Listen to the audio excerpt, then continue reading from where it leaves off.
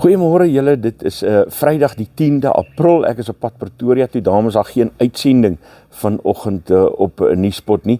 Ek gaan 4 belangrike dinge doen, die naweek 3 daarvan is werksverwant, die ander is bietjie meer ontspannend, maar vandag woon ek radioseminar by wat Marula Media aanbied. Ek is een van die sprekers daar, waarna ek verskriklik baie uitsien, en dan vanmiddag gaan Drive, een van Nuuspot se motorborge, bied ons klein braaitjie aan vir Nuuspot kykers, daar by hulle kantore in Centurion.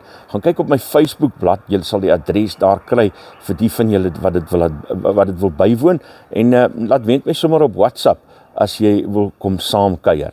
Môre en Sondag woon ek die DA Federale Kongres by. Hulle gaan natuurlik die nuwe leier van die DA verkies en die ander leierskapsstruktuur, die word Sondag bekend gemaak, maar ek is dwars deur die hele naweek daar om jou op hoogte te hou van enige iets nuuswaardig wat by daardie kongres gebeur.